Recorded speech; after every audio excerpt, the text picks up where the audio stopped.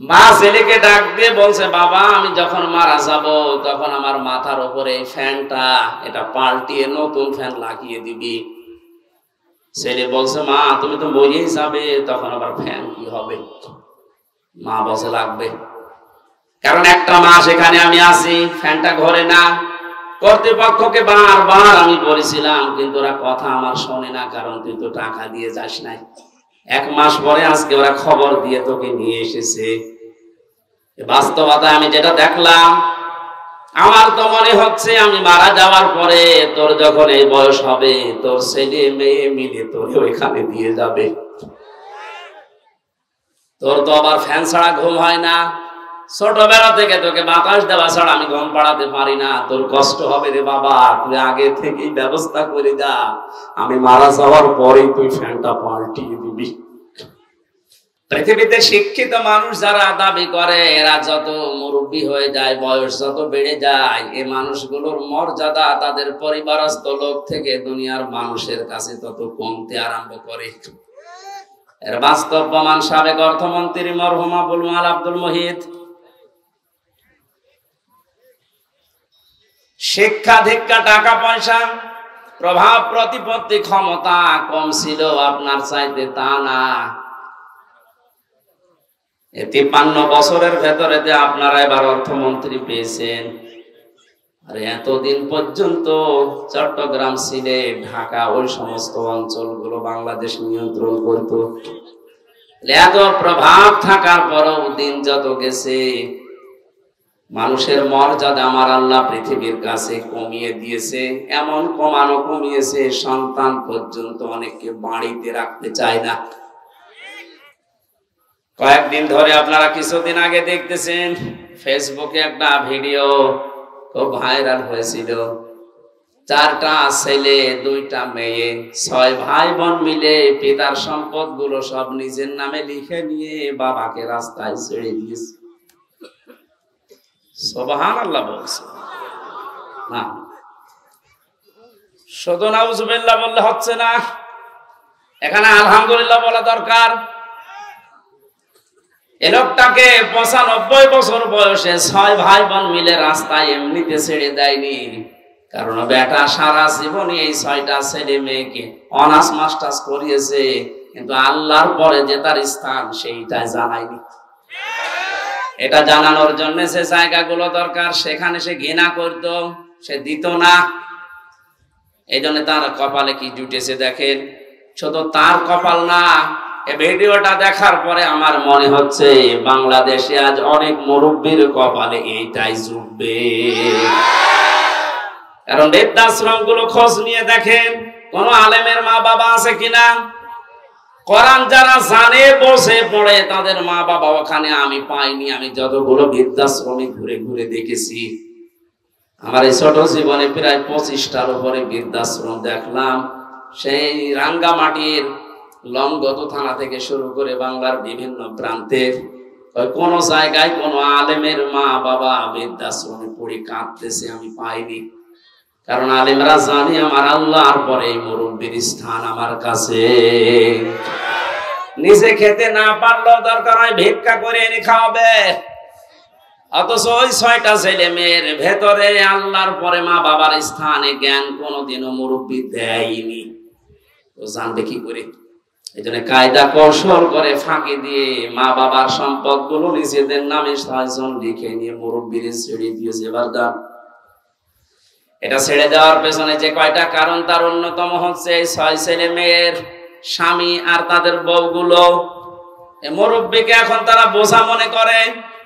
এই কথা বলে না কেন? যাদের সাথে বিয়ে দিয়েছিল এইগুলো এবং ওই মেয়েগুলো, ওই জামাইগুলো যদি সত্যিই কোরআনে কারিমের জ্ঞানী হতো, এই মুরব্বীকে রাস্তায় ছেড়ে দেওয়া না, 6 ভাই বোন মিলে আমার মনে হয় মিনি জান্নাতের ভেতরে রেখে দিত। সবগুলো হায়ার এডুকেটেড, সব অনার্স মাস্টার্স করা, তো তাদের ভেতরে এইটা নেই যে মুরব্বী নারাজ হয়ে গেলে আল্লাহর আরো নারাজ হয়ে যাবে, এটাও জানে না। এই শিক্ষা তাকে দেওয়া হয়নি। এখানে আহ্বান জানাচ্ছি হাদিসের আলোকে, যার ভেতরে কোরআন নেই ওটা যেহেতু উজাড় ঘর হয়ে যায়, শয়তানের ঘর। ৯৬% মুসলমানের দেশে আমরা এরকম ঘরের অন্তর নিয়ে বাঁচতে চাই না, আমরা মানুষের অন্তর নিয়ে বাঁচতে চাই। নবীজি যেহেতু নবুয়ত পাওয়ার পরেই আল্লাহর নাম ছাড়া পড়তে রাজি হননি, আমাদের ছেলে মেয়ে প্রজন্ম যারা আসবে তারা আল্লাহর নাম ছাড়া পড়বে না। এরা যদি মনে করেন রাজনীতি কোন দলের কথা, অপেক্ষা করেন কয়দিন পর ওই মুরব্বীর মতো আপনারও বাড়ি থেকে বের করে দেবে। কারণ আপনার ছেলে মেয়ে তো জানেন যে আপনি কি, আল্লাহর পরে যে আপনার স্থান ওরা তো জানেই না। এজন্যই তো বারবার আহ্বান জানাচ্ছে যারা দায়িত্বে আছেন শিক্ষা ব্যবস্থায়, 1 থেকে মাস্টার্স পর্যন্ত 100 মার্কের কোরআনে কারীম কম্পালসারি করে দেন। জীবনেও এ দেশে আর কোনোদিন কিয়ামতের আগে বৃদ্ধাশ্রম তৈরি হবে না।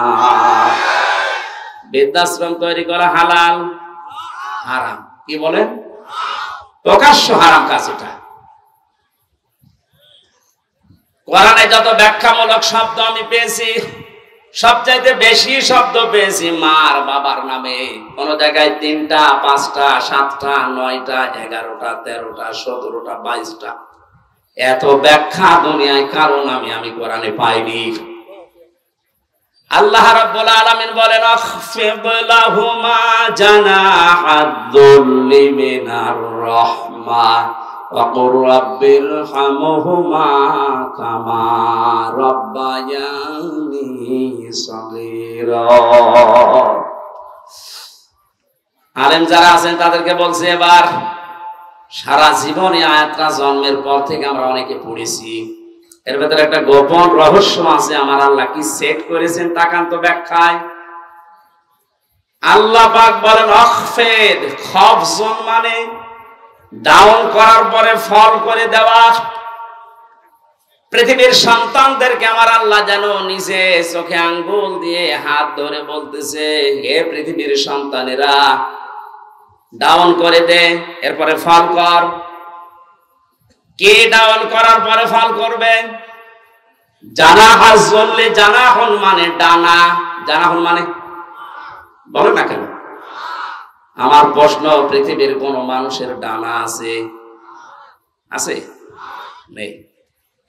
ডানা তো পাখির হয়, ডানা তো এরোপ্লেনের হয়, ডানা তো হেলিকপ্টারের হয়, মানুষের তো কোনো ডানা হয় না। তাহলে আয়াতটা মিথ্যা। বসো বসো বসো, পরে যাবো।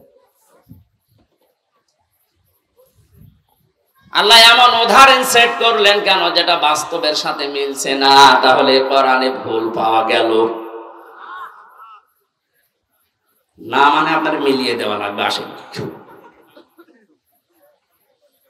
আল্লাহ পাক পাখির ডানা হাওলাত করে নিয়ে এসে আমারে লাগিয়ে দিয়েছে হামজা। এই যে লাগিয়ে দিলাম, জানাহাজ-দুল্লি মিনার রাহমা। তোর ডানার যত রহমতের বিষয়গুলো আছে সব মা বাবার জন্য ডাউন করবি, এরপরে ফল করে দিবি। আর এরোপ্লেন থেকে, হেলিকপ্টার থেকে ডানা নিয়ে এসে লাগালেন না কেন? পাখির ডানা দিলেন। কারণ হেলিকপ্টারের ডানা ডাউন করার পরে ফল করলে আর উড়বে না। 2 নাম্বার, এই ডানার ভেতরে এমন শক্ত কিছু ধাতু দেওয়া আছে যেটা কোমল হওয়া, নরম হওয়া, সফট হওয়া কখনো সম্ভব না।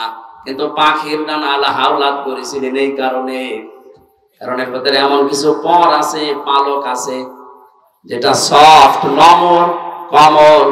এমন একটা অবস্থা তৈরি হয় একটার সাথে আর একটা লাগলে, সিল যদি ছৌ মারে বাচ্চাগুলো, তখন মায়ের ওই ডানার নিচে যাবার পরে একটা কিচির মিচির শব্দ করে।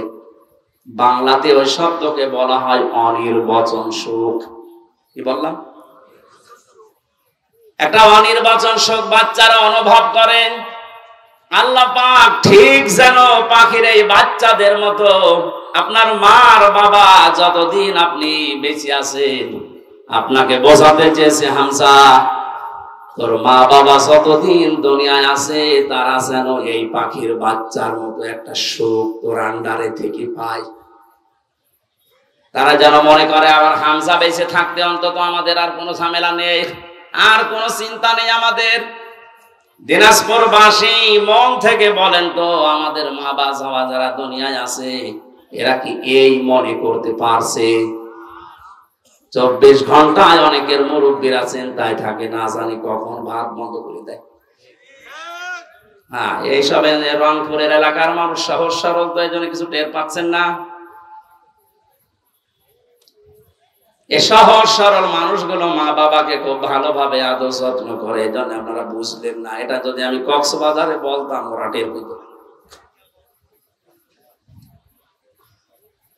এত সম্মান, এত মর্যাদা, এত কিছু আল্লাহ দুনিয়াতে দিয়েছেন এই দুইজনের ব্যাপারে। নিজের ইবাদতের পরে নবীর নাম দেননি, আল্লাহ বলেছেন মার বাবার নাম।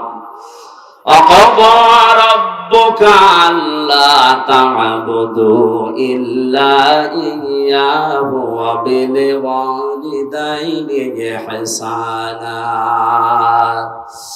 আল্লাহ পাক বলেন, আমি ফয়সালা করে দিয়েছি, সিদ্ধান্ত নিয়ে ফেলেছি, রায় দিয়েছি। আমি আল্লাহর রায়কে, আমি আল্লাহ ছাড়া কারো ইবাদত করা যাবে না। পৃথিবীতে যাদের মা বাবা আছে তারা যেন তাদের সেবা করে, তাদের পেছনে খরচ করে, তাদের প্রতি ইহসান করে। এটা আমি বানালাম। বলেন আপনি ইহসান করবেন কি করে? তার একটা একটা করে আল্লাহ এখানে 5টা ব্যাখ্যা দিয়েছেন। আপনি কোরআন খোলেন তো পুরোটা, পৃথিবীর কোন মানুষের ব্যাপারে এত ব্যাখ্যামূলক শব্দ আপনি পান কিনা? পাবেন না আপনি। অথচ দুইজনের নাম এত বেশি আল্লাহ ব্যাখ্যা দিয়েছেন, সেই দুইজনের পরিচয় ওই 6 ছেলে মেয়ে জানে না। এই জন্য 95 বছর বয়সে মুরব্বীকে বাড়ি থেকে রাস্তায় বের করে দিয়েছে, যান আপনার দরকার নেই। কয়দিন পরেই পড়ে মরবে, ডেনে পড়ে থাকবে, কুকুরে শ্রীগালে ছিঁড়ে ছিঁড়ে খাবে। এক কথা বলে না কেন? অথচ 6টা ছেলে মেয়ে তাকান, সব বিশ্ববিদ্যালয় থেকে মাস্টার্স করা। আমি বলছি না আপনার ছেলে মেয়েকে মাস্টার্স করাবেন না, তা না, অবশ্যই করান, কিন্তু তাকে 3টা বছর কোরআনে কারিম দেন। মাহফিলের সভাপতি যেখানে আছে, এইরকম জায়গা যেখানে পান 3টা বছর তাকে পড়ান। আমি কোরআন গ্যারান্টি দিয়ে দিলাম, আল্লাহর কসম জীবনেও কোনোদিন আপনার সামনে নেশা করার সাহস পাবে না। 2 নম্বরে কোনোদিন আপনার মর্যাদা হানি করতে দেবে না। রাঙ্গামাটির লংগদ থেকে আসার সময় দেখি এক মুরব্বী কাঁদতেছে, বৃদ্ধাশ্রমে মুরব্বী মানুষ, প্রায় 80 বছরের উপরে বয়স। আমার নিয়ে গেল কমিটি, বলছে হুজুর দেখেন, যে দেখি সন্তানটা পাশে বসে আছে, উনি কলেজের অধ্যাপক, চট্টগ্রাম বিশ্ববিদ্যালয় থেকে অনার্স মাস্টার্স করিয়েছে, কোন কলেজে যেন অধ্যাপনা করছে। আজ 1 মাসের বেশি হয়ে গেল এই মাকে রেখে গেছে বৃদ্ধাশ্রমে। 1 মাস মরে পরে যেহেতু টাকা দেওয়া লাগে, আজকে এসেছে টাকা দেওয়ার জন্য। মা ছেলেকে ডাক দিয়ে বলছে, বাবা আমি যখন মারা যাব তখন আমার মাথার উপরে এই ফ্যানটা এটা পাল্টিয়ে নতুন ফ্যান লাগিয়ে দিবি। ছেলে বলছে, মা তুমি তো মরেই যাবে, তখন আবার ফ্যান কি হবে? মা বলছে লাগবে, কারণ 1টা মাস এখানে আমি আছি, ফ্যানটা ঘরে না। কর্তৃপক্ষকে বারবার আমি বলেছিলাম, কিন্তু ওরা কথা আমার শোনে না, কারণ তুই তো টাকা দিয়ে যাস নাই। 1 মাস পরে আজকে ওরা খবর দিয়ে তোকে নিয়ে এসেছে। বাস্তবতা আমি যেটা দেখলাম, আমার তো মনে হচ্ছে আমি মারা যাওয়ার পরে তোর যখন এই বয়স হবে, তোর ছেলে মেয়ে মিলে তোর ওইখানে দিয়ে যাবে। তোর তো আবার ফ্যান ছাড়া ঘুম হয় না, ছোটবেলা থেকে তোকে বাতাস দেওয়া ছাড়া আমি ঘুম পাড়াতে পারি না। তোর কষ্ট হবে রে বাবা, তুই আগে থেকেই ব্যবস্থা করে যা, আমি মারা যাওয়ার পরেই তুই ফ্যানটা পাল্টিয়ে দিবি। দেখলাম ওর সামনে ওর হাতের উপরে মা মারা গেল, হাও মাও করে কেঁদে বলছো, হুজুর এ দোষ শুধু আমার একা নাই, দোষ আমার বউর। আমার 2টা ছেলে মেয়ে আছে, তাদের মুখের দিকে তাকে আমি তালাকও দিতে পারি না। শেষ পর্যন্ত বউ আমারে বারবার এ তাড়না দিয়েছে, বুড়ি বাড়ি থাকলে তোমার ভাত আমি খাবো না। আমি তো সংসারটা ভাঙতে পারলাম না। মাকে এই বৃদ্ধাশ্রমে শেষ পর্যন্ত রেখে গিয়েছিলাম। বাবা আমার 10-12 বছর আগেই মারা গেছে। বহু কষ্ট স্বীকার করেছিল মা আমার জন্য, প্রতিদান আমি দিতে পারলাম না। আজকে আমার হাতের উপরেই মারা গেল। দিনাজপুরবাসী, বান্দরবন, রাঙ্গামাটি, লঙ্গদু শুধু ওই মুরব্বী না, আমার মনে হয় অনেক মানুষ এখন দিনাজপুর ওই রকম অবস্থায় আছে। আমি যেটা বোঝানোর জন্য পর্যন্ত এসেছিলাম, ছেলে হোক মেয়ে হোক, আগে 3টা বছর তাকে কোরআনের সাথে পরিচয় করান। ওর অন্তরটা মানুষের অন্তর হবে, উজাড় গৃহ শয়তানের ঘর হবে না। তখন আপনি কি ও বুঝবে যে আল্লাহর পরে আপনার স্থান, তামাম দুনিয়া একদিকে চলে গেল, আপনাকে ও ছাড়বে না।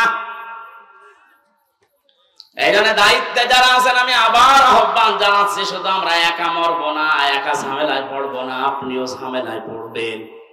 কোরআনে কারিমকে এখন কম্পালসারি করেন, আপনিও বাঁচবেন, আমরাও বাঁচতে পারবো। কথা বলে ঠিক কিনা? যে কোরআন না থাকলে মানুষের হৃদয় আর হৃদয় থাকে না, শয়তানের ঘর হয়ে যায়, উজাড় গৃহ হয়ে যায়। সেখান থেকে বাঁচাতে আজকের এই যুব সমাজ কোরআন কিছু না কিছু হলেও আমাদের অন্তরে যেন প্রবেশ করে। আয়োজনে যারা আঞ্জাম দিয়েছে, আমরা খুশি হয়ে ধন্যবাদ দিয়ে বলছি আলহামদুলিল্লাহ। নবীজি জানিয়েছেন, মান ক্বারাআল কুরআনা, যে ব্যক্তি কোরআন পড়ে, এদিকে তাকান, মান ক্বারাআল কুরআনা, যে ব্যক্তি কোরআন পড়ে, ফাস্তাযহারাহু, এবং একে ইজহার করার চেষ্টা করে। ইজহার মানে, ইজহার শব্দের শাব্দিক অর্থ 99টা। ইজহার মানে স্পষ্ট করা, ইজহার মানে প্রকাশ করা, ইজহার মানে দাঁড় করানো, ইজহার মানে প্রতিষ্ঠিত করা, ইজহার মানে কায়েম করা। সবগুলো অর্থ একটা একটা করে অভিধানে মিলান, আপনি পেয়ে যাবেন। সুতরাং যে ব্যক্তি কোরআন পড়বে এবং কোরআনকে কায়েম করার জন্য চেষ্টা চালাবে, কেন আল্লাহর নবী ফাস্তাযহারাহু দিলেন? নবীজি তো আমাদের মতো বাসাল ছিলেন, আন্দাজে বকতেন নাকি? ওনার প্রতিটি কথার ভেতরে কোনো না কিছু লুকিয়ে আছে। এর পরের শব্দের দিকে তাকান, ফাহাল্লা হালালাহু ওয়া হারামা হারামাহু। এই যে ফা দিয়েছেন মাঝখানে, আগের 2টা শব্দ বলার পরে ফা দিয়ে বাক্য আরম্ভ করলেন কেন? হালাল হারামের কথা এখানে বলার কথা ছিল না।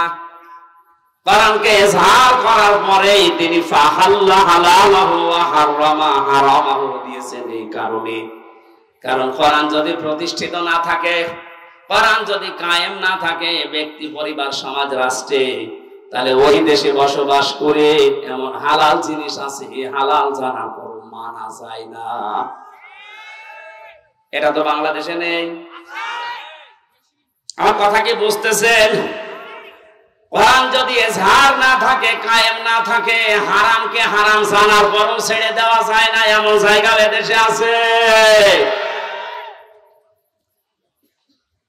এবার শব্দের দিকে খেয়াল করেন, মান ক্বারাআল কুরআনা, শব্দটা ক্বারা দিয়েছেন। তোরা কোরআন শরীফ পড়ে আমি পেয়েছি, কোরআন পড়ার ব্যাপারে যত শব্দ, 3টা শব্দ সবচাইতে বেশি। ক্বারা, রাতালা, তালাওয়া, কয়টা? অভিধান দেখেন, এই 3টা শব্দের শাব্দিক অর্থের ভেতরে 4টা শর্ত আছে। যে ব্যক্তি কোরআন পড়তে চায় তাকে শুদ্ধ করে পড়া লাগবে।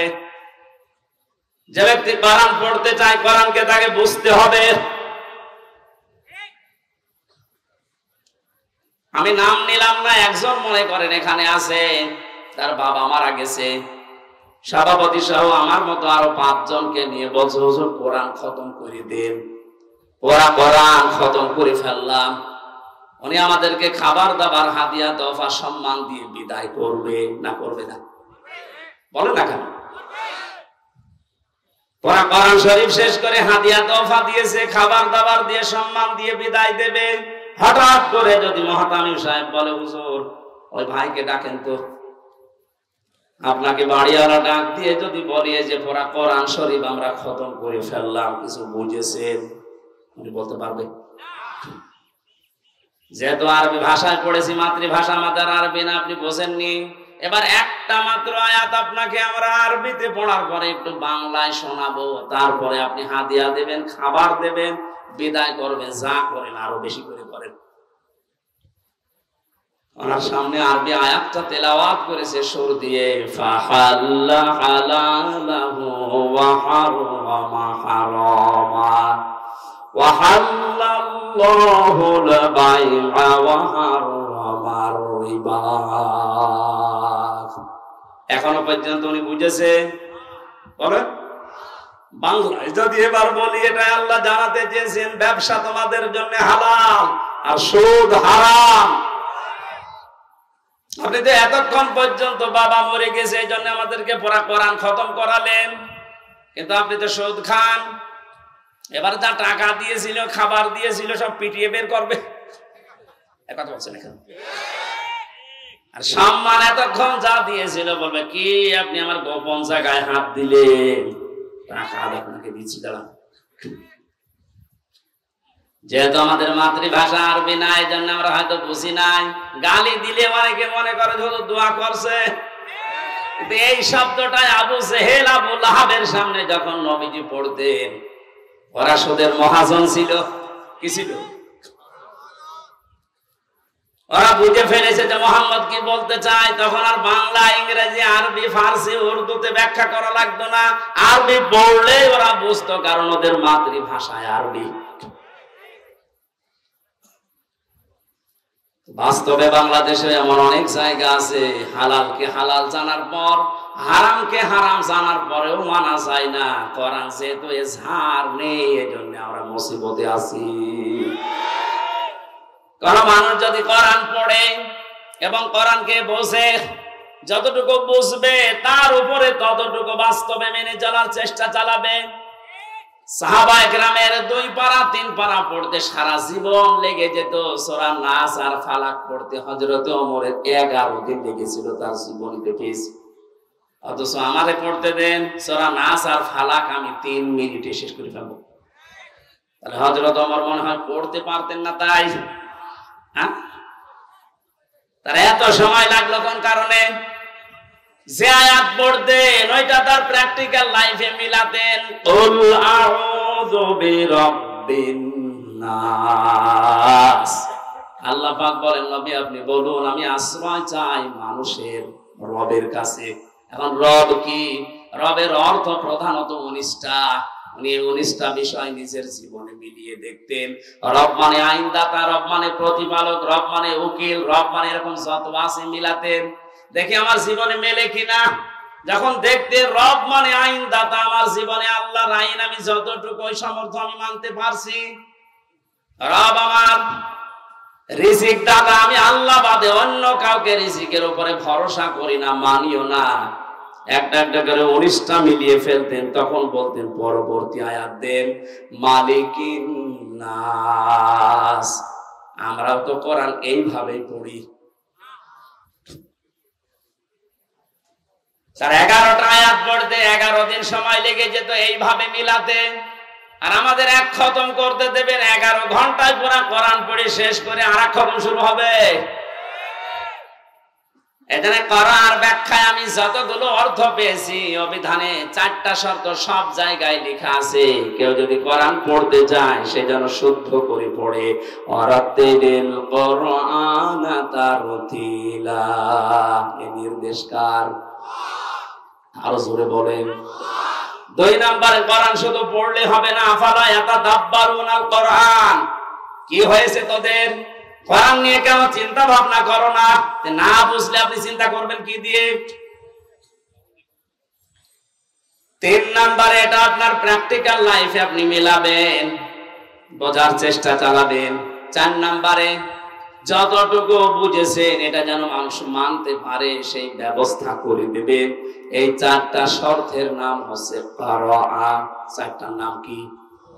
এভাবে যারা কোরআন পড়বে আল্লাহ পাক বলেন আল্লাযীনা আতাইনাহুমুল কিতাবা ইয়াতলুনাহু হাক্কা তিলাওয়াতি। আমি যাদের কিতাব দিয়েছি তারা এর হক আদায় করে, তার মানে 4টা শর্ত মেনে পড়ে। উলাইকা ইউমিনুনা বি। এই মানুষগুলো আমার কোরআনে বিশ্বাসী। বলেন সুবহানাল্লাহ। ওয়া মান ইয়াকফুর বিহি ফাউলাইকা হুমুল খাসিরুন। এই চারটা শর্ত মেনে যারা আমার কোরআন পড়ে না, ওরা কোরআনে বিশ্বাসী নয়, এরা জীবনে ক্ষতিগ্রস্ত হবে।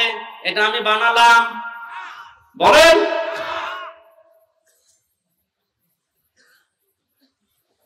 কুষ্টিয়া বিশ্ববিদ্যালয়ে প্রথম যখন ফার্স্ট ইয়ারে 10 সালে ভর্তি হয়, ওই সময় কুষ্টিয়ার মডেল থানার ওসি আসাদুজ্জামান আমাকে বলেছিল, হুজুর আমারে পড়ান। কি কোরআন তো আপনি ভালো পড়তে পারছেন না? ওনার প্রথম বললাম সূরা ফাতিহা পড়ে শোনান তো। আছে সব, ওনার প্রায় আয়াত তো আছে। সুন্দর করে তেলাওয়াত করে আমারে শুনিয়েছে। বললাম আপনারে পড়াবো কি? পড়াতে হচ্ছে। উনি আমারে বলছে, না আপনি যেভাবে আরবি পড়লে অর্থ বোঝেন, আমারে ওই কায়দা করে দিন। ওই কায়দা করতে কি 2 দিনে হবে? যতদিন লাগে আমি ওইটা পড়তে চাই। আমি যেমন ইংরেজি পড়লেই বুঝি যে কি বললাম, আরবি পড়লেই যেন আমি বুঝতে পারি যে আমি কি বললাম, ওটা যেন আর অর্থ করা না লাগে। 1 বছর উনি ওখানে ছিল, পুরাটা বছর ওনার পেছনে শ্রম দিয়ে অন্তত কিছু না হলেও কিছু উপরে তুলেছিলাম। একদিন এক লোক টাকা নিয়ে এসেছে ওনার কাছে, ওই সময় পড়াচ্ছিলাম। বলছে, স্যার আমার এটা নেন আর ওই মালটা ছেড়ে দিন। আমার বছর হুজুর কি করবো? কি করবো মানে আপনারা কোন আয়াত পড়ালেন? ওই দিন আবার ছিল ঘুষের আয়াত, লা তাকুলু আমওয়ালাকুম বাইনাকুম বিল বাতিল, আয়াত পড়াচ্ছিলাম। আপনারা কেবল পড়ালাম কি? বলছে, হ্যাঁ আমি বুঝে ফেলেছি। ওই সময় দেখলাম নিল না, লোকটারে গরম দিলে, বেটা আমি কোরআন পড়ে আর তুমি ঘুষ দিচ্ছ।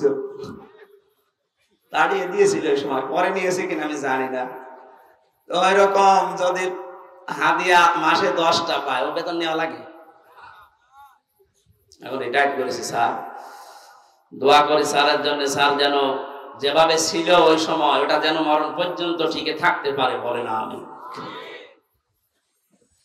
আমার ভাইরা, আমি যেটা বোঝাতে চাচ্ছিলাম, কোরআনে কারীম যারা এই 4টা শর্ত মেনে পড়ে আর একে ইজহার করার জন্য দুনিয়ায় চেষ্টা চালায়, কায়েম করা, প্রকাশ করা, প্রতিষ্ঠিত করা, স্পষ্ট করা, দাঁড় করানো, এটা যদি দাঁড় হয়ে যায়, আপনি বাধ্য হবেন হালালকে হালাল জানার পরে মেনে নিতে। আপনি পারবেন না হালালকে হালাল জানার পরে মেনে না নিতে পারবেন না, এ পরিবেশ তৈরি হয়ে যাবে। কারণ জনগণের ভেতরে যখন কোরআনে কারীম প্রতিষ্ঠিত থাকবে, আপনি বাদশাহ, আপনি মন্ত্রী, আপনি মেয়র, যত বড় দায়িত্বে থাকেন না কেন, যারা আপনার আন্ডারে থাকবে ওদের বুকে এমন সাহস তৈরি হবে, সামনে থেকে প্রতিবাদ করবে। আপনি দাঁড়ান। হযরত ওমরের জামানায় যেহেতু কোরআনে ঝাঁ ছিল, বক্তব্য দিচ্ছিলেন মসজিদে নববীতে, এক সাহাবী উঠে বললেন, খলিফাতুল মুসলিমিন, আমিরুল মুমিনিন, আপনার বয়ান বক্তব্য বন্ধ করে কেন?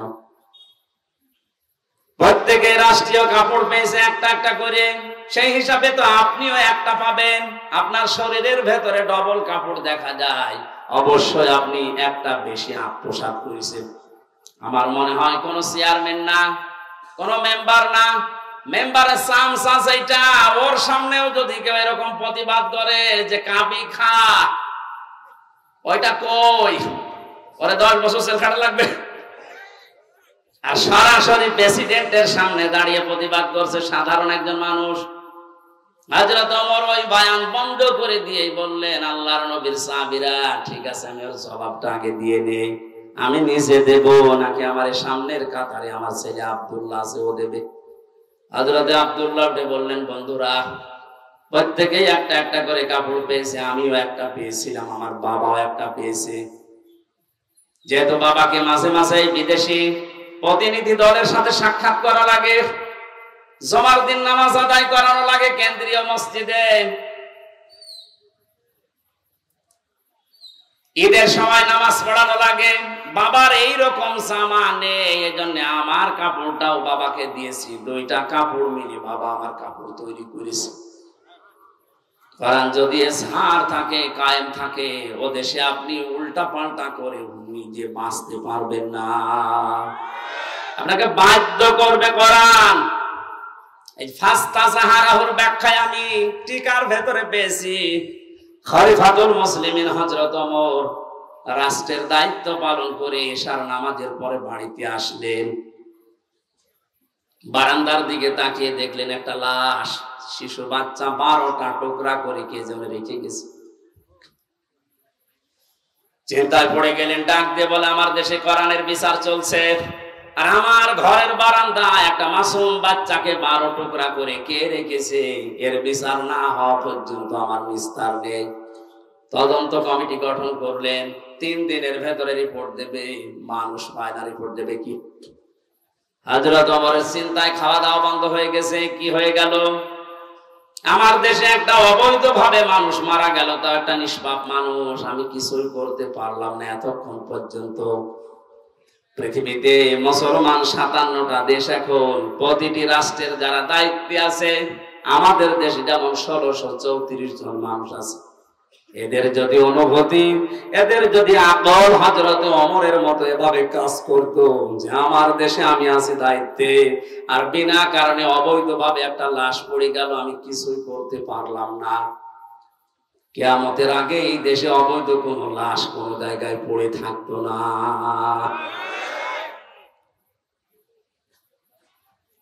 ওনার মাথা নষ্ট হয়ে গেছে। কি হয়ে গেল? কিছু পর্যন্ত এখনো আমার কাছে রিপোর্টই আসে না। হঠাৎ করে এক মুরব্বীকে সঙ্গে নিয়ে যুবতী একটা মেয়ে এসেছে, ডাক দিয়ে বলে, খলিফাতুল মুসলিমিন, যে লাশটা আপনার বারান্দায় ছিল ওটা আমার নিজের বাচ্চা, আমি ওরে টুকরা টুকরা করেছি। হযরত ওমর ডাক দিয়ে বলেন, মেয়ে কি বলো, বুঝে শুনে বলো, পরবর্তীতে কি হবে তুমি জানো? মানুষ হত্যা করার যে বিচার কোরআনে আছে সূরা বাকারায়, আমি নিজেও কোরআনের হাফেজা, আমি নিজে জানি যে বিচার কি হবে। আপনার যা আছে কোরআনে আপনি শুরু করেন না, আমি এমনিতে শুরু করতে পারি না। হযরত ওমর তারপরেও তিনি সব শুনলেন গোড়া থেকে শেষ পর্যন্ত, দেখলেন মেয়েটার কোনো দোষ এখানে নেই, যেহেতু মানুষও নিজের ইচ্ছা করে হত্যা করেছে, এই কারণে তার শাস্তি দেওয়া হবে। আগেরটা আমি বলছি পরে। রায় ঘোষণা হয়ে গেছে সূরা বাকারার 177-78 নম্বর আয়াত অনুযায়ী, কুতিবা আলাইকুমুল কিসাসু ফিল কাতলা, এই আয়াত অনুযায়ী তিনি রায় দিলেন। হঠাৎ করে 3 জন যুবক এসে বলে, খলিফা বিচারের রায়টা একটু থামান, দোষ ওই মেয়েটার না, দোষ আমাদের। বাবাকে নিয়ে জঙ্গলের পাশে বসবাস করতে মেয়েটা, আমরা 3 জন শিকারে গিয়ে যৌবনের তাড়নায় পড়ে মেয়েটাকে দেখে বাবাকে বেঁধে রেখে ওর সাথে আমরা অন্যায় আচরণ করি, শেষ পর্যন্ত আমাদের কারণে মেয়েটা গর্ভবতী হয়েছে। যদি বিচার করা লাগে তাহলে আমাদের করেন। হযরত ওমর 4 জনকে সামনে নিয়ে ধমক দিলেন, কি 3 দিন কোথায় ছিলে? আমার এত বড় টেনশনের ভেতরে রাখলে কারণ কি? আমি চিন্তায় আমার খাওয়া দাওয়া ঘুম বন্ধ হয়ে গেছে। 3 দিন ভেতরে আসলে না, এখন হঠাৎ করে সব একটা একটা করে বের হচ্ছে। যুবকেরা বলছে, খলিফাতুল মুসলিমিন, আমরা যে সময় অন্যায় করেছিলাম ওই সময় আসতে চেয়েছিলাম, মনে মনে ভাবছিলাম যদি ধরা না পড়ে তাহলে তার অসুবিধা নেই, কিন্তু কোরআনে কারীম আমাদেরকে বাঁচতে দিল না। যেখানে যায় আমাদের কোরআন শান্তিতে থাকতে দেয় না, বারবার পেছনে যেন তাড়া করে বেড়ায় আমাদের বিবেকের উপরে। যেটা করেছো যদি এই গুনার বিচার দুনিয়ায় না হয়, কিয়ামতে আল্লাহ এই পাপের বিচার ডবল করে করবে। দিনাজপুরবাসী একটা কথা মনে রাখবেন, ইসলামের 500 শরীয়তের যে বিধান আছে, এটা যদি কারো দ্বারা লঙ্ঘন হয়ে যায়, যদি ওই বিচার দুনিয়াতে কোরআন অনুযায়ী আপনি না পান, না করতে পারেন, কিয়ামতের দিন কিন্তু ওই বিচার আল্লাহ ডবল করে করবে। কথা বুঝতেছেন? আমরা আর পারলাম না, কোরআন আমাকে তাড়া দিয়ে এই জায়গায় এনেছে, আপনি বিচার আমাদের করেন, মেয়েটাকে ছেড়ে দেন। হযরত ওমর বললেন, না, মেয়েটাকে আমি ছেড়ে দিতে পারতাম, কিন্তু যা বলেছে শেষে এসে সজ্ঞানে স্বেচ্ছায় নিজের বাচ্চাকে নিজে টুকরা টুকরা করেছে, এই কারণে। মেয়েটা এবার বলে, খলিফা, আপনি তো এতক্ষণ শুনেছেন আমাদের দোষ না, আমার কোনো দোষ আসলে ছিল না, আমি তো নিরীহ ভাবে বসবাস করছিলাম। যুবকরা যৌবনের তাড়নায় শয়তানের ধোঁকায় পড়ে আমার ইজ্জত সম্ভ্রম নষ্ট করেছে। গর্ভবতী হওয়ার পরে বাচ্চাটা দুনিয়ায় এসেছে, মনে করলাম মাসুম বাচ্চা, এর তো দোষ নেই, কিন্তু এর জন্ম তো ঠিক নেই। আমি কোরআনে কারীমের হাফেজা, আমার পড়া কোরআন আয়াত তো আছে, কোরআন আমাকে বারবার ডাক দিয়ে বলে ওয়াতুল্লিম বাদা যালিকা সামিম। আল্লাহ পাক জানিয়েছেন এই পৃথিবীতে কোরআনের ডাইরেক্ট ইনডাইরেক্ট যারা বিরুদ্ধে আছে তাদের 9টা গুণ আয়াতের পরবর্তীতে আছে। তাদের চরিত্রের ভেতরে 9টা গুণ পাওয়া যায়।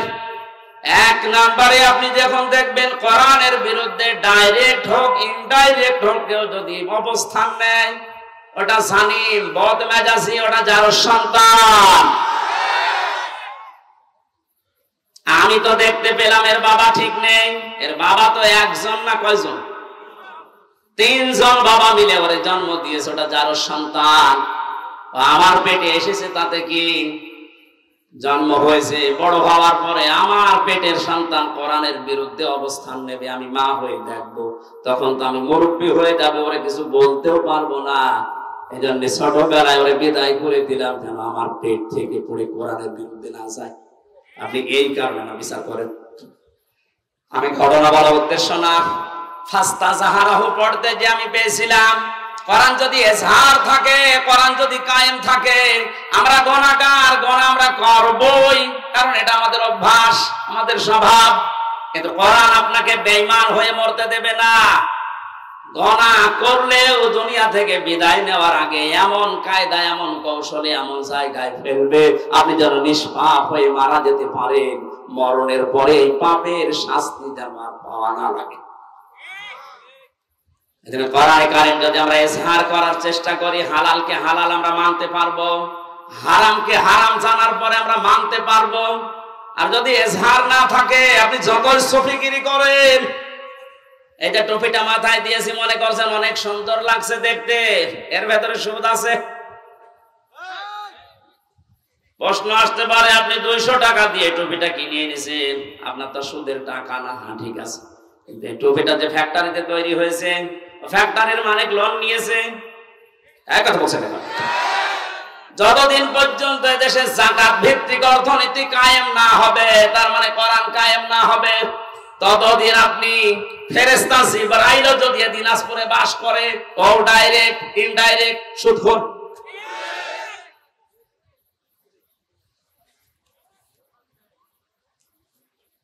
কোরআন যে পড়ে, কোরআনকে দাঁড় করানোর জন্য চেষ্টা চালাবে, আর হালালকে হালাল জানার পরে মেনে নেবে, হারামকে হারাম জানার পরে মেনে নেবে।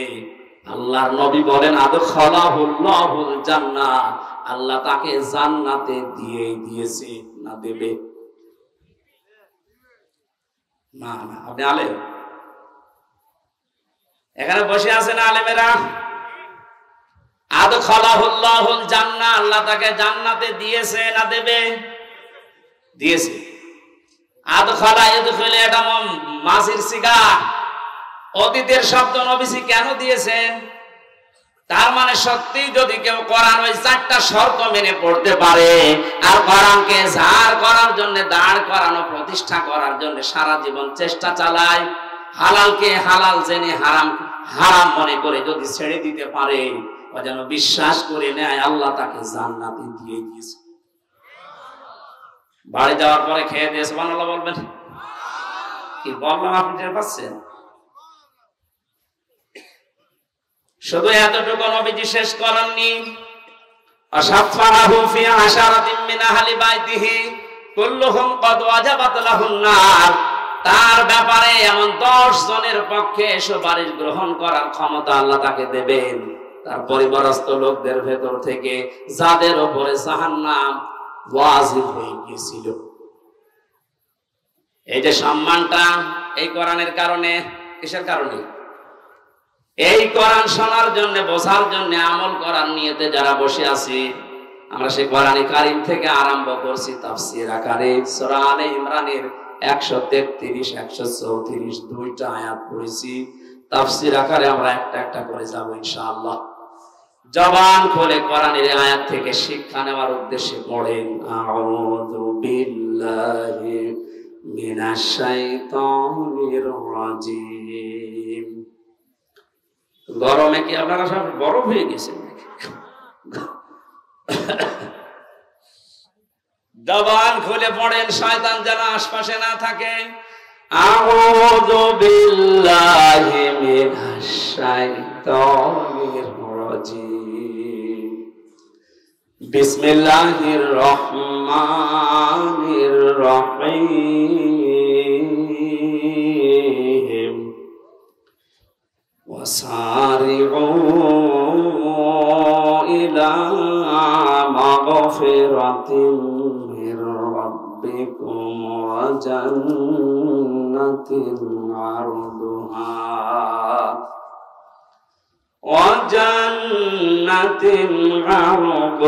as-samawatu wal ardu u'iddat lil muttaqin।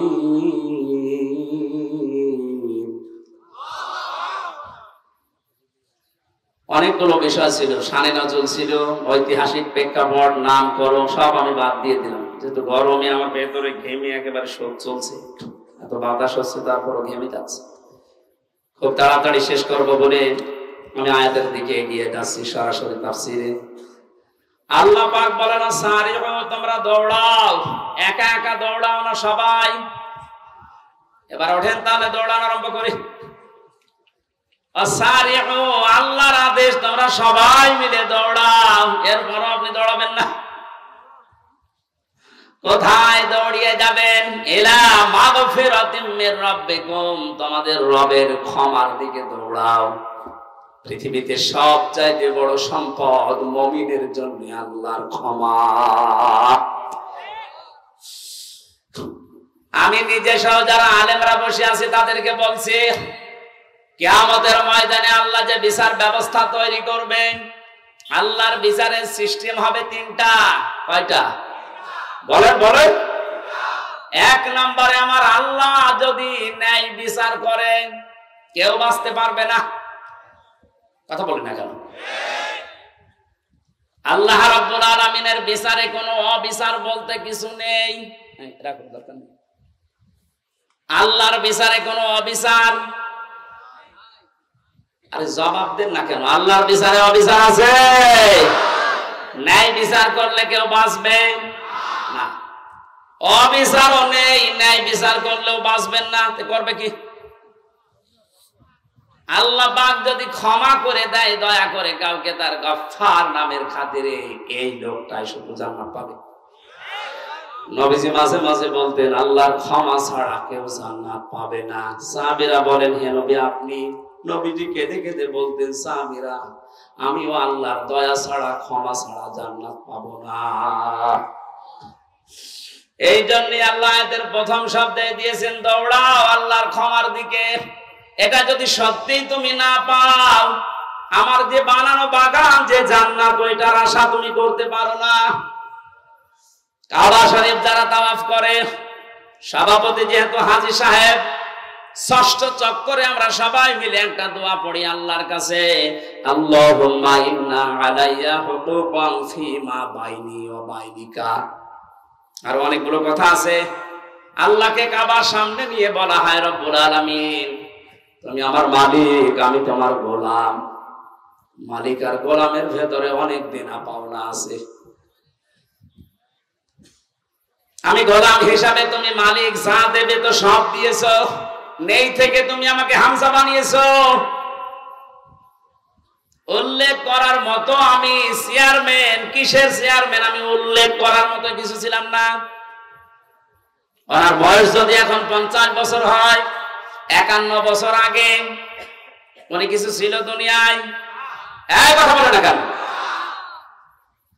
হাল আতা আলাল ইনসানি হিনুম মিনাদ দাহরি লাম ইয়াকুন শাইআম মাযকুরা।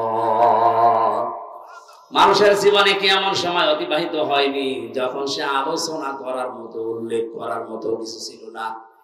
মায়ের গর্ভের ভেতরে যখন বাবার এই নাপাক পানিটা দ্রুত গতিতে এসে পড়ে, বিজ্ঞান এখন কম্পিউটারে দেখতে পাচ্ছে এই পানিটা বাবার স্ফলিঙ্গ দিয়ে দ্রুত গতিতে বের হয়ে মায়ের রেহেম পর্যন্ত যাওয়ার যে রাস্তাটা, এখানে কমপক্ষে 40,000 মানুষ তৈরি হতে পারে। মায়ের জরায়ুর দেওয়ালের সাথে কেউ ধাক্কা লেগে বিভিন্ন কায়দায় পড়ে মরে মরে যায়। ওখানে যে পৌঁছায় শুধু হামজা একা। আমি পৌঁছানোর পরে 40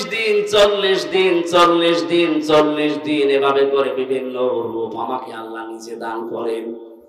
وَجَعَلَ لَكُمُ السَّمْعَ وَالْأَبْصَارَ وَالْأَفْئِدَةَ সূরা নাহাল 14 নম্বর পারা 14 নম্বর পৃষ্ঠার 14 নম্বর লাইনের 78 নম্বর আয়াতের মাঝের অংশে আছে। আল্লাহ বলেন শ্রবণ শক্তি, দর্শন শক্তি, বাক শক্তি, আকেল শক্তি আর ঘ্রাণ শক্তি, এই পাঁচটা আমি আল্লাহ আমার রব নামের কারণে হামজাকে দিয়েছি। বাবার যে নাপাক পানিটা বের হয়েছিল, বিজ্ঞান এখন প্রমাণ করছে এই নাপাক পানিটা দিয়ে মহান আল্লাহ এই যে 40 দিন পার হয় মনে করছেন এমনি এমনি না, এটা দিয়ে আল্লাহ 4টা জিনিস 340 ভেতরে তৈরি করে ফেলেন। চুল, রক্ত, হাড় আর পর্দা, রক্ত, গোশত, চর্বি আর চামড়া। মায়ের রেহেমে যে নাপাক পানিটা ছিল ওইটা দিয়ে 4টা, বাবারে নাপাক পানি দিয়ে 4টা, 8টা জিনিস এক হয়। আপনি 8 জিনিস দিয়ে জীবন মানুষ বানাতে পারবেন না, কমপক্ষে মানুষ বানাতে হলে 13টা জিনিস লাগবে। কয়টা বলেন বলেন? এটা তাফসিরে, আধুনিক তাফসির যেগুলো আছে এগুলো কম্পিউটারের সাথে মিলিয়ে দেখবেন, পেয়ে যাবেন। আগেকার তাফসির মুহতামিম সাহেবরা যারা পড়েছে, আগের তাফসিরে আলাক মানে যোগ লেখা ছিল। আলাক মানে মাটির নির্যাস, জমাট বাঁধা রক্ত, এগুলো পেয়েছে। আধুনিক তাফসির যেগুলো বের হচ্ছে কম্পিউটারের সাথে মিলিয়ে দেখবেন, আলাক মানে শুধু জমাট বাঁধা রক্ত না, আলাক মানে ঝুলন্ত। আলাক মানে 40 দিন মায়ের রেহেমের ভেতরে হামজা ঝুলেছিল এভাবে, এটা আপনি একটু দেখতে পাবেন। আমি যেহেতু ওই আয়াত পড়ি না এই জন্য ওই দিকে যাচ্ছি না। 40 দিনে 6 মাস যখন হয়ে যায় মায়ের পেটে, তখন আমার খাবারের প্রয়োজন দেখা দেয়। পৃথিবীর কোন মানুষ আমাকে ওই জায়গায় খাবার দেয়নি। মহান আল্লাহ তার রব নামের খাতিরে না চাওয়ার আগে খাবার পৌঁছিয়ে দিয়েছে। আল্লাহ রাব্বুল আলামিন বলেন 13টা জিনিসের ভেতরে যেহেতু 8টা পেয়েছি, এখনো 5টা লাগবে। আমি যে রব নাম নিয়েছি এই জন্য রবের কারণে তোরে 5টা জিনিস ফ্রি দিয়েছি। তার ভেতরে শ্রবণ শক্তি, দর্শন শক্তি, বাক শক্তি, আকেল শক্তি আর ঘ্রাণ শক্তি। একটাও যদি কম দিতাম দুনিয়ায় আসতে কিন্তু পূর্ণাঙ্গ হয়ে আসতে পারতে না। আমরা পৃথিবীতে এসে হয়তো এগুলো অনেকে নষ্ট করে ফেলি। এই যে আমার কানটা আজ 2 দিন আমি নষ্ট করে ফেলেছি। এই ভক্তবিন্দু যারা আছে এরা আদর করে আমার আইসক্রিম খাওয়াইছে। এই 2 দিনে এই সমস্ত দই খাওয়াইছে ফ্রিজের, আমি খেতে চাই না। মানে না হুজুর খান, অসুবিধা নেই। খেয়ে এখন দেখছি কানে আর কিছু শুনছি না। এই যে দুনিয়ায় এসে আমি নষ্ট করেছি এগুলো বিভিন্ন পরিবেশের কারণে, না আল্লাহ নষ্ট করে দিয়েছে? বলেন। এই যে তীব্র গরম চলছে এটা আল্লাহর দোষ। যাহারাল ফাসাদু ফিল বাররি ওয়াল বাহরি বিমা কাসাবাত আইদিন নাস লিইউযিকাহুম বা'দাল্লাযী আমিলু লাআল্লাহুম ইয়ারজিউন। সূরা রোমের 41 নম্বর আয়াতে আল্লাহ জানিয়েছেন, জরে স্তরে যে বিপর্যয়গুলো দেখতে পাচ্ছ একটাও আমি আল্লাহ পাঠাই না, সব তোমাদের হাতের কামাই করা। বিজ্ঞান এই বাংলাদেশ নিয়ে কয়েকদিন আগে 3 দিনের একটা গবেষণা আজকে দেখলাম। মনে করেন এই 10 কেজি পানি উপরে ওঠার কথা ছিল। এই 6 মাস তো গরম থাকে, 6 মাসে 10 কেজি মনে করেন পানি জলীয় ভাবে উঠবে উপরে, আর 10 কেজি আবার নামবে বৃষ্টির মাধ্যমে। এই গাছ ওঝা করার কারণে, পাথর পাহাড় কেটে ফেলার কারণে নদী বন 11,000-এর উপরে 1100-র উপরে নদী এই দেশে আছে, সবগুলো প্রায় শুকিয়ে যাচ্ছে। এ কারণে পানিগুলো আর উঠতে পারে না আকাশে। ওখান থেকে আর নেমে যে ঠান্ডা হবে সে পরিবেশ হয় না। এই দোষ তো আল্লাহর। এমন উত্তম প্রতিবেশী আমরা পেয়েছি, পানি দেওয়ার সময় পানি দিতে চাই না, আর যখন লাগবে না এমন দেয়া দেয় আমরা ভেসে যাই। প্রতিবেশীর কাজ হলো এটা। অথচ প্রতিবেশীর যত হক, আমি আরো নিচে নামতে পারতাম, পারলাম না। হ্যাঁ, নামি আবার 3 বছর থাকি, ও আরামে আছো।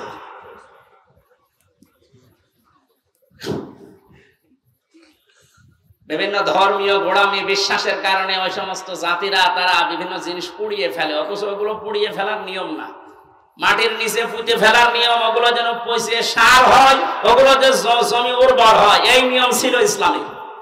এই যে মানুষকে মাটি দেওয়া হয়, অন্যান্য জাতিরা পুড়িয়ে ফেলে, কত পার্থক্য আপনি একটু যদি দৃষ্টি দিয়ে দেখেন, সব তো যেয়ে পড়বে আমাদের প্রতিবেশীর উপর। এই জন্য কিছু বলতে পারছি না।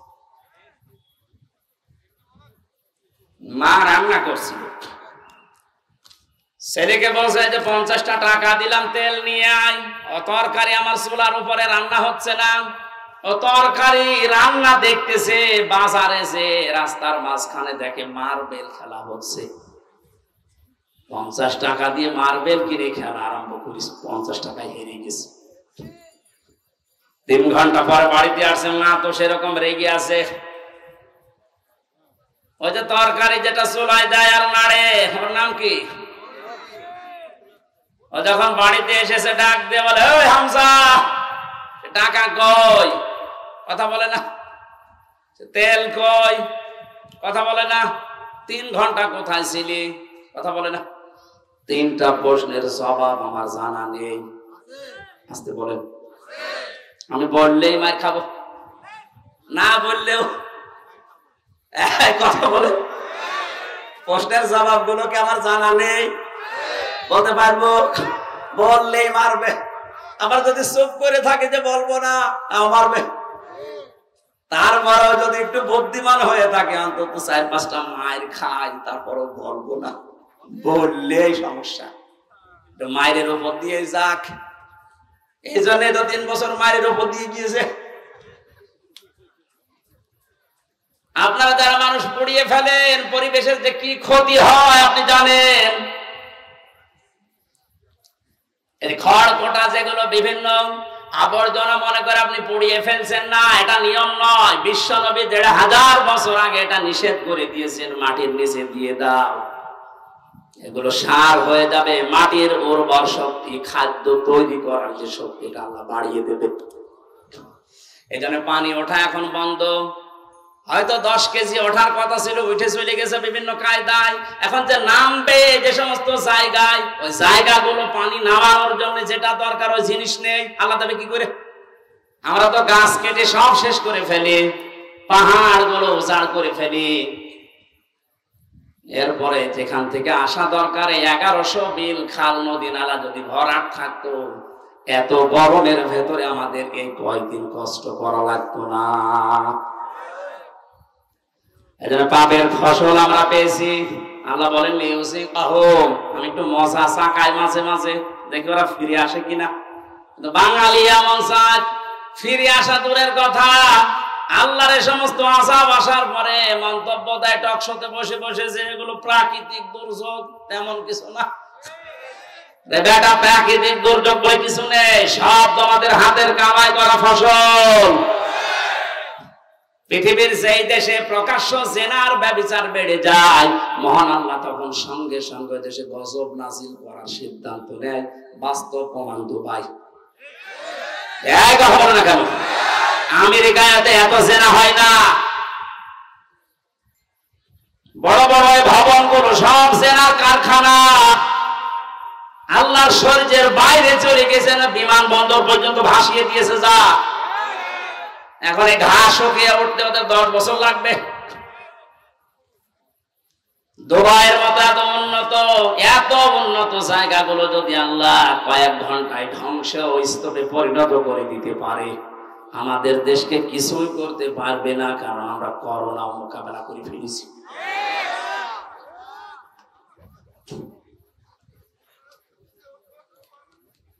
না ভাই, হচ্ছে না। আমরা যেন ফিরে আসি, আল্লাহ আযাব গজব গুলো মাঝে মাঝে পাঠায়। আমরা তো ফিরে আসি না, আমাদের বৃদ্ধি আরো বাড়ে। জোরে বলেন নাউজুবিল্লাহ। আজ আমাদের এই পাপের ফসলের কারণে হাজারো সৃষ্টি কষ্ট পাচ্ছে। বলেন,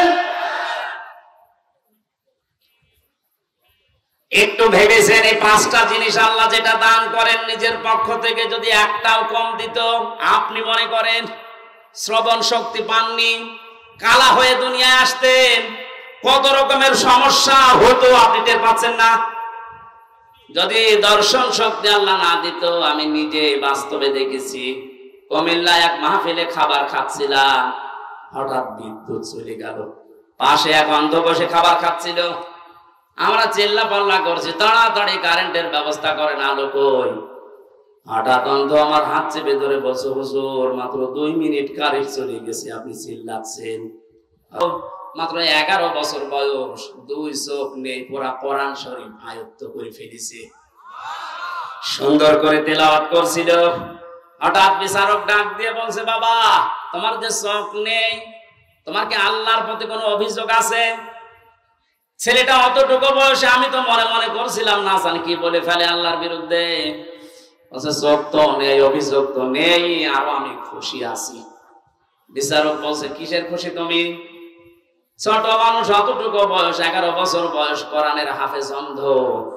ডাক দিয়ে বলে, বিচারপতি আপনি আমাকে যে প্রশ্ন করলেন আমার আল্লাহর প্রতি কোনো অভিযোগ আছে কিনা, আমি অন্ধ এই জন্যে আমি বললাম নেই। কেন নেই জানেন?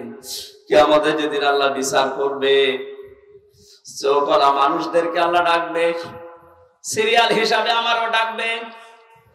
আমি অন্তত আল্লাহকে ওই সময় বলতে পারবো, মাবুদ দুনিয়াতে আমাকে কিছুই দেখতে দাওনি, চোখের কোনো গোনা আমার দ্বারা হয়নি, আজকে এই ওসিলায় হলেও কিছুটা আসাব আমার উপরে খুব করে দাও।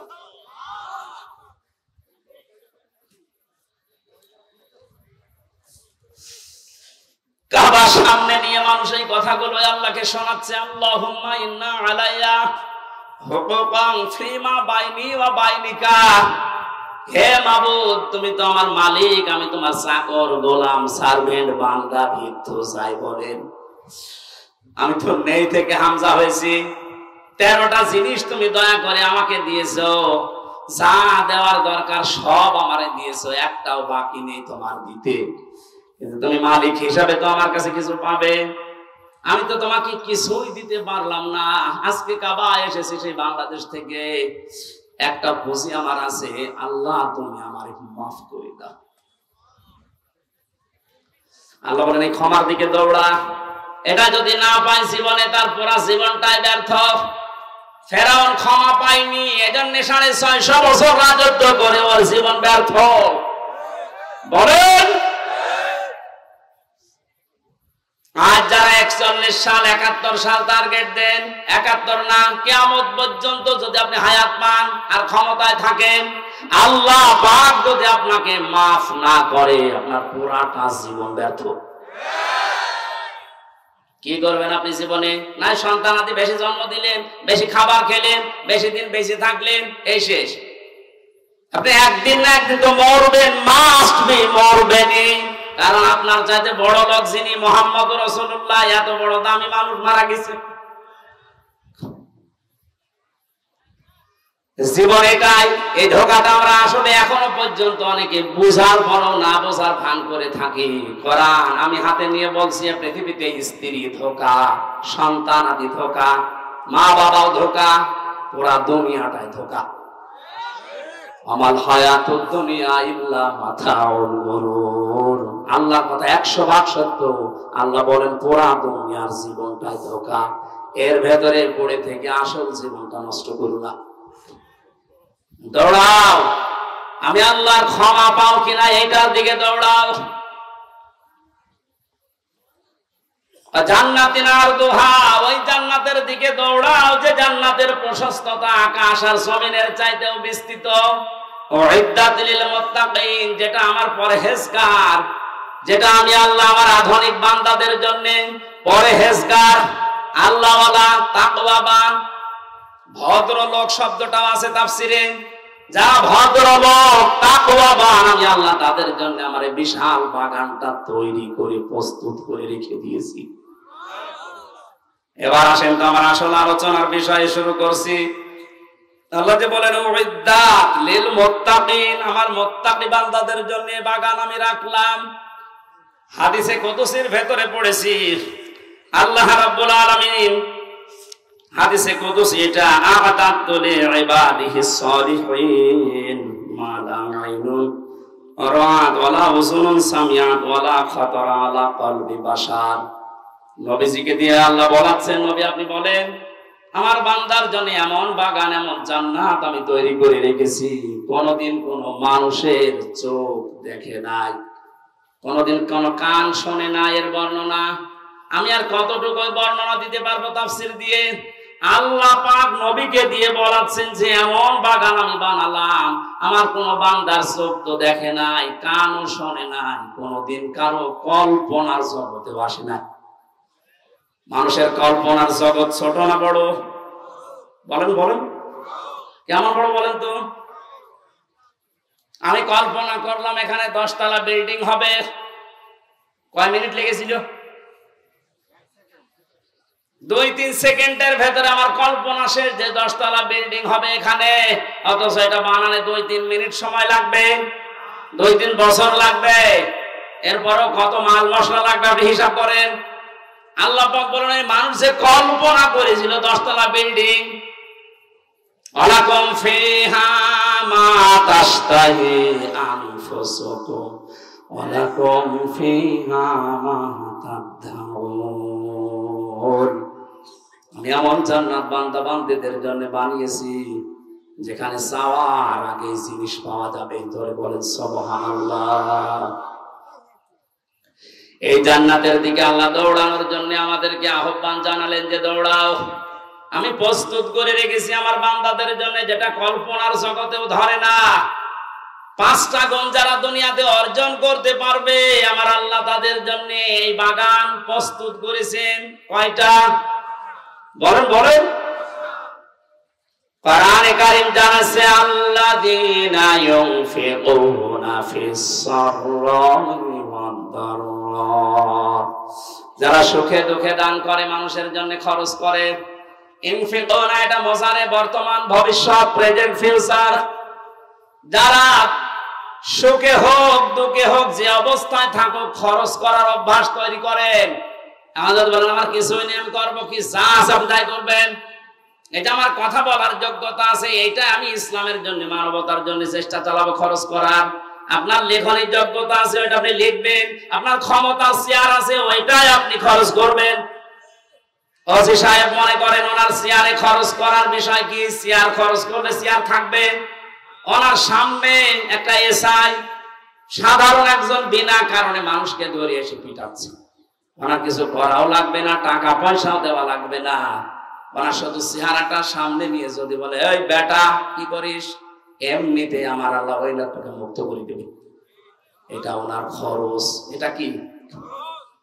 সুতরাং যে যেই পর্যায়ে আছেন ইসলামের জন্য মানবতার জন্য আপনি খরচ করে যান। যদি এটা এখন না করেন, আনফিকু মিম্মা রাযাকনাকুম মিন ক্বাবলি আয়াতিয়া আহাদাকুমুল মাউত ফায়াকুলা রাব্বি লাউলা আখারতানি ইলা আজালিন করিব ফাসাদদাক ওয়া আকুম মিনাস সালিহিন। মরণ যখন চলে আসবে মানুষ আর জি জানাবে আল্লাহ আমার একটু সময় দাও। একটু সময় যদি পাই যা ছিল তোমার জন্য, ইসলামের জন্য, মানবতার জন্য সব দিয়ে আসবো, আমি ভালো মানুষ হয়ে যাব। কি হব বলেন বলেন? আমি ভালো মানুষ হয়ে যাব। আল্লাহ রাব্বুল আলামিন বলেন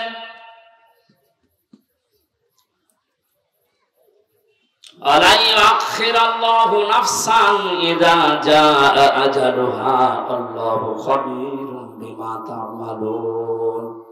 এই আয়াতটা আমি বাস্তবে মিলিয়েছিলাম রিমান্ডে থাকাকালীন। একটু খেয়াল করে আমাদের বাংলাদেশ, ভারত, পাকিস্তানের মুসলমানদের ইসলামের এই আইনগুলো, এই আয়াতগুলো মেনে নেওয়া, আর মধ্যপ্রাচ্যে যারা মুসলমান বাস করে তাদের এই আয়াতগুলো মেনে নেওয়া এক না। ওরা কোরআনের এই আয়াতটাই অন্যভাবে মানতেছে, আমরা যেভাবে মানি বিশ্বাস করি এইভাবে না। রিমান্ডে যে অফিসার হিন্দু মানুষ মনে আমার শোনাচ্ছিলেন যে আমি ওমানে ছিলাম 3 বছর, 2 বছর, 2টা বছর আমি এক হোটেলে খাবার খেতাম। যে দেখেছে হোটেলের মালিক উনি টাকাগুলো গুনতেছে, গণনা করে টাকা নেয়, ক্যাশে বসে আছে, আর যে পানি দেয়, রুটি দেয়, খাবার নিয়ে আসে, তরকারি নিয়ে আসে, ওই লোকটা, এই লোকটার ছেলে, ছোট ছেলে। আমি প্রশ্ন করলাম, আপনি দোকানের মালিক, এত টাকা পয়সা আপনার, আর আপনার ছেলে আপনার সামনে কর্মচারী, তাও মানুষের, সাধারণ মানুষের খেদমত করে, রুটি টেনে দেয়, পানি টেনে দেয়, একটা কাজ করলেন আপনি। মনে ওনার ভাষায় কোরআনের একটা সূরা তাগাবনের 14 নম্বর আয়াতটা পড়ে এই হিন্দুকে শুনিয়েছে। হিন্দুরও দেখলাম অনেক আয়াত মুখস্থ আছে। মানে বলছে, হুজুর আমার শোনালে সূরা তাগাবনের 14 নম্বর আয়াত, ইয়া আইয়ুহাল্লাযীনা আমানু ইন্না মিন আজওয়াজিকুম ওয়া আওলাদিকুম আদুওয়াল লাকুম ফাহদারুহুম ইলা আখির আয়াত। তুমি পুরোটা পড়েছিল। হে ঈমানদারেরা, তোমাদের স্ত্রী, সন্তান এগুলো দুনিয়ায় মাঝে মাঝে তোমাদের শত্রু হয়ে দেখা দেবে, তাদের সাথে সতর্ক থাকো। দোকানদার ওনাকে ওনার ভাষা দিয়ে বলছিল, ভাই আপনি কি জাতিতে আমি জানি না, তবে আমার এই সন্তানের প্রতি আমার 4টা দায়িত্ব ছিল, 4টাই আমি পালন করেছি। কোরআনে কারিম আমাকে বারবার এই আদেশ দেয় যে সন্তান দুনিয়াতে আসার পরে তার একটা সুন্দর অর্থবোধক নাম রাখো, আমি বাবা হিসাবে রেখেছি। 2 নম্বরে তাকে দ্বীনের শিক্ষা দাও, যতটুকু পড়লে ইসলাম মানা যায় আমি দিয়েছি। আলোর ব্যবস্থা করেন তাড়াতাড়ি। সুবহানাল্লাহ, আলহামদুলিল্লাহ, লা ইলাহা।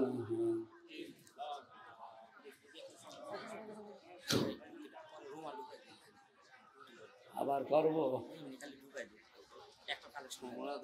বসলাম, কিন্তু বিদ্যুৎ তো দেবে। সুবহানাল্লাহ, আলহামদুলিল্লাহ। এই আমি কি করতে বললাম আপনাদের? কি করেন? আওয়াজ তো একটু দিয়ে জিকির করেন, নাকি গান বলবেন? সুবহানাল্লাহ, আলহামদুলিল্লাহ। ফ্যান কি বন্ধ? লা ইলাহা ইল্লাল্লাহু মুহাম্মাদুর রাসূলুল্লাহ। 2 নম্বরে আমার দায়িত্ব ছিল তাকে জ্ঞান শিক্ষা দেওয়া, কোরআনের হাদিসের আমি যতটুকু সমর্থ আছে আমি দিয়েছি। ইসলাম মানতে পারে এই অবস্থা তার আছে। 3 নম্বরে সব একটা পাত্রী দেখে তাকে পাত্রস্থ করেছি আমি, একটা কোরআন হাদিস জানা আল্লাহওয়ালা একটা মেয়ে লোক তাকে আমি এনে দিয়েছি। 4 নম্বর একটা হালাল কর্মজীবন তৈরি করে দেওয়া, বাবা হিসাবে আমার দায়িত্ব আমি দিয়েছি, আমার যতটুকু সমর্থ ছিল। ওরে তো ঘুষ দিয়ে আমি কোন চেয়ারে বসিয়ে দিতে পারি না, ওর যে যোগ্যতা ছিল ওই অনুযায়ী ওকে 20-22 হাজার টাকা মনে করেন কামাই করার মতো একটা তৈরি করে দিয়েছি আমি, আমার দায়িত্ব শেষ। আমাদের দেশে কোরআনের এই আয়াত পড়ার পরে মানার সিস্টেম কিন্তু এটা ছিল না। অনেকের সন্তান যে চেয়ারে বসার যোগ্য না, 10 লাখ টাকা দিয়ে হলেও ঘুষ দিয়ে চেয়ারে বসিয়ে দিচ্ছে। আমি নিচে নামতে পারলাম না, যারা দুঃখিত। আমার ভাইরা, আমি যেটা বোঝাতে চাই, আল্লাহ রাব্বুল আলামিন খরচ করার জন্য যে নিয়ম নীতিগুলো আমাদেরকে দিয়েছেন, আপনি সুখে থাকেন, দুঃখে থাকেন, যে অবস্থায় থাকেন, অভ্যাসটা জারি রাখবেন, আপনি খরচ করবেন।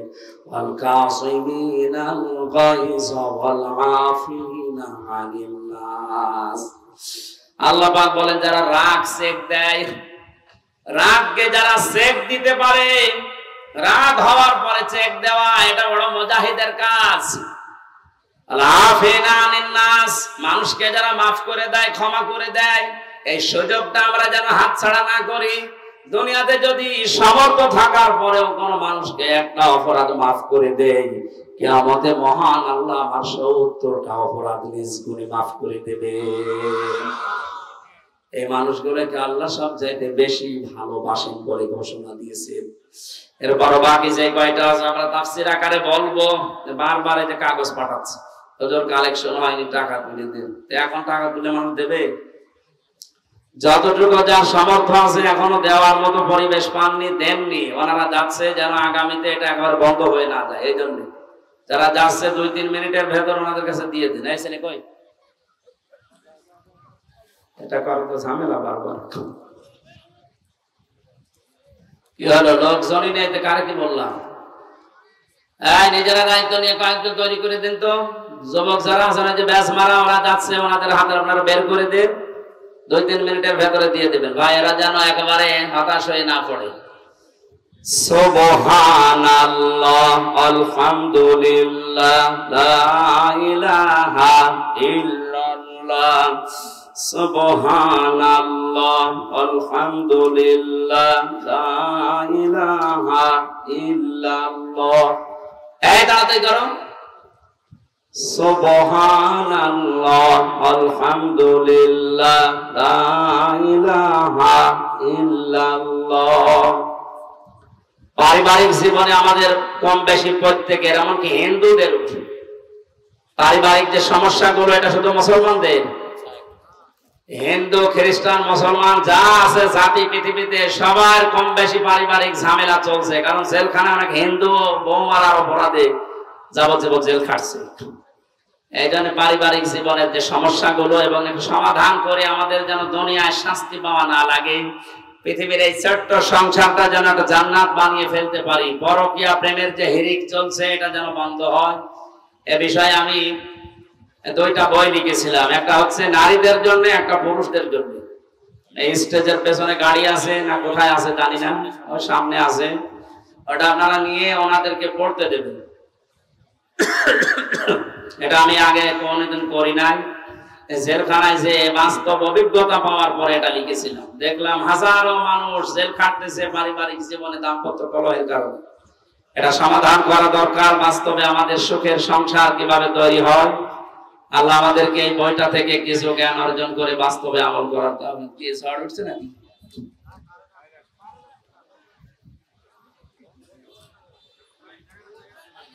একটু তাড়াতাড়ি করুন ভাই, যতটুকু সামর্থ্য আছে আপনি 1 টাকা হলেও দিয়ে যাবেন। আল্লাহ যাদেরকে ভালোবাসেন বলে ঘোষণা দিলেন আল্লাহু ইউহিব্বুল মুহসিনিন, এই দলে অন্তর্ভুক্ত হওয়ার তৌফিক দিন। যে জান্নাত, যে বাগান আল্লাহ আমাদের জন্য বানিয়েছেন, এই জান্নাতের স্তর হচ্ছে 100টা। কয়টা? আমরা অনেকে জানি জান্নাত একটা, জাহান্নাম একটা, এর স্তর 7টা বা 8টা না। জান্নাতের স্তর 7টা না, কোরআনে আমি 100টার উপরে পেয়েছি। এই বইয়ের ভেতরে কোরআনের আয়াত দিয়ে আর হাদিস দিয়ে দিয়েছি 100টার উপরে জান্নাতের স্তর আছে, দরজা আছে। দুনিয়াতে যে যে ধরনের ভালো কাজ করবে আল্লাহ তাকে ওই দরজা দিয়ে প্রবেশ করাবে।